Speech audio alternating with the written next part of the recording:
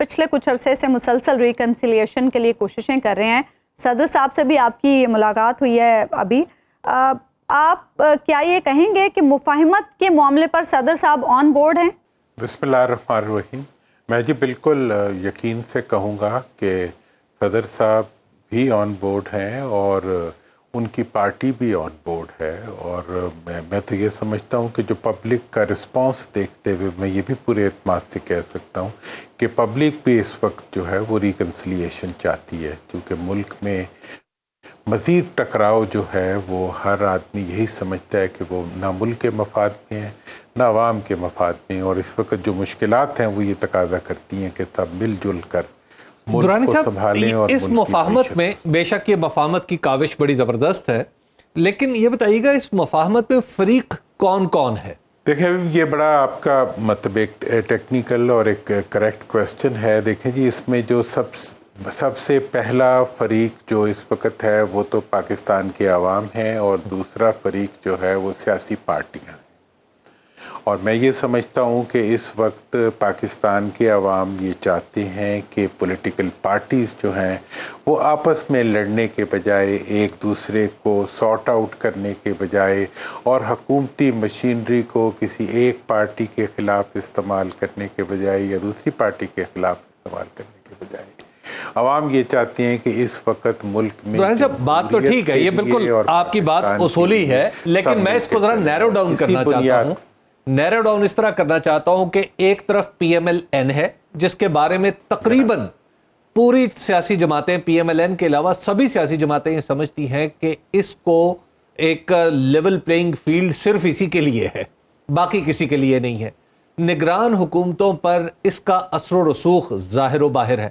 تو گویا ایک فریق تو یہ ہو گیا.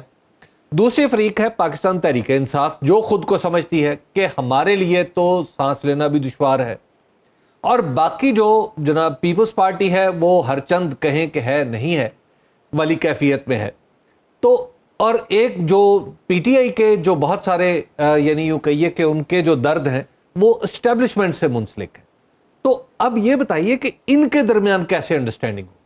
دیکھیں میرا جو اس میں آپ نے بجا بالکل کہا کہ ایک طرف تو نون ہے اور ایک طرف پی ٹی آئی ہے اور ایک طرف اسٹیبلشمنٹ ہے.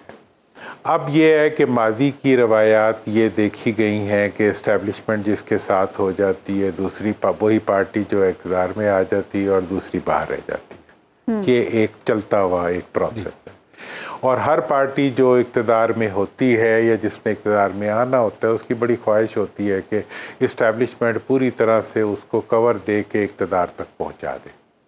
تو میرا جو اس وقت اس سارے پروسیس کو شروع کرنے کا ایک بنیادی نقطہ ہے وہ یہ ہے کہ پاکستان جمہوریت اور فوج یا اسٹیبلشمنٹ کو ہم سیاسی ٹکراؤ اور سیاسی میں جو وہ ہے کنفرنٹریشن ہے اس میں سے کسی طرح باہر نکالنے میں کامیاب ہو جائیں، یا کم سے کم انوالومنٹ تک ان کو محدود کرنے میں کامیاب ہو جائیں. اور اس میں میں سمجھتا ہوں کہ ملک کا بھی بھلا ہے، سیاست کا بھی بھلا ہے اور سیاستدانوں کا بھی. تو اس میں یہ ہوتا ہے کہ ہمارے سیاستدان جو ہیں وہ یہ پوری کوشش کرتے ہیں کہ اسٹیبلشمنٹ ان کی بیک پہ کھڑی ہو جائے اور دوسرے کی کمر زمین سے لگا دے. تو اس ذمہ داری سے میں چاہتا ہوں کہ ان کو فراغت دی جائے اور اس کے لیے ماحول بھی بنے، فضا بھی بنے، اور جو پارٹیاں ٹکراؤ میں آتی ہیں ان پارٹیوں کو بھی میری یہی درخواست ہے کہ آپ اسٹیبلشمنٹ سے ٹکرا کے آپ ملک کا بھلا بھی نہیں کر سکتے، اپنا سیاسی بھلا بھی نہیں کر سکتے. آپ نے سیاسی بھلا کرنا ہے تو آپ اپنے مخالف سے ٹکرائیں. آپ دیکھیں گے ورلڈ کپ 2023 کی سب سے بڑی کوریج صرف سنو نیوز پر، اور چینل کو ابھی سبسکرائب کیجئے.